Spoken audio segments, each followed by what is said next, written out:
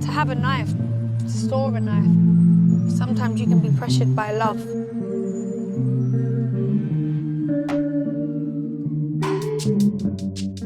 Why do you think it's bad for someone to carry a knife for their partner?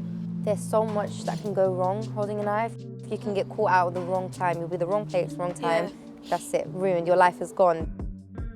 My name's Linda, I'm from Hackney, I'm 20 years old. So I've had my own personal experience where I've been attacked. So I've had family members that have gone through knife crime as well. There was a stabbing involved because it was, involved with gangs, and I feel like because of that, it led to conflict and the incident became really big.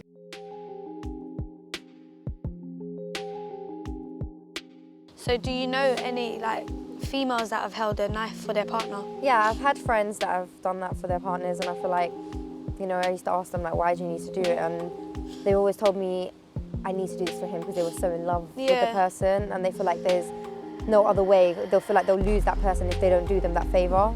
I also feel like you need to think about the consequences. If you're carrying someone else's knife, you're still condoning that violence.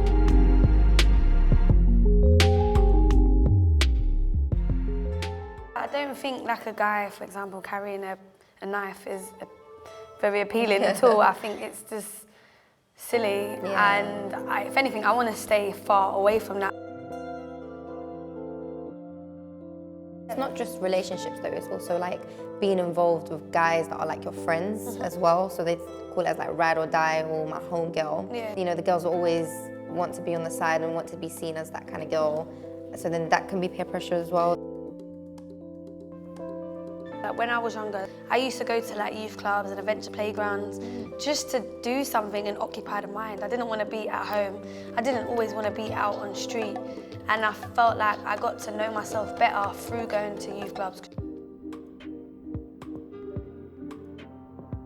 But was it hard to stay away from peer pressure, for example, in school, your friends? Especially from the area that I'm from, there's a lot of crimes and knife crimes happening, so I feel like it wasn't easy, and I feel like that became the new, the new trend, let's be a gang and let's do this and let's do that, and I feel like if you weren't a part of it, then you're left out. But I focused on I used to do performing arts at school as well, so that was my hobby. I used to do acting, and I feel like with the teachers I had, it just kept me focused, and now I go uni studying and I'm working part-time as well. My music teacher in secondary school, she really got me into music. I wasn't so into music as I am now, but she really gave me confidence and said, you know what, put your GCSE piece on YouTube, and that's what I done.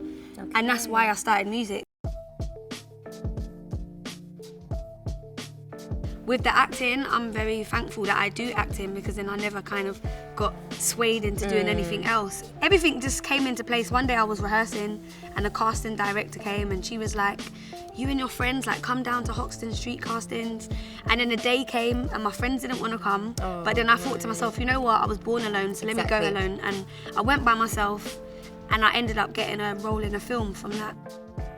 A lot of people nowadays depend and rely on their friends, and I think that's how people get swayed into wrong paths as well. If you can't really turn to a family or a friend, there's always professionals, there's always your teachers, there's, social workers and counselling and stuff like that, so, there's always something for someone. What advice would you give your younger self?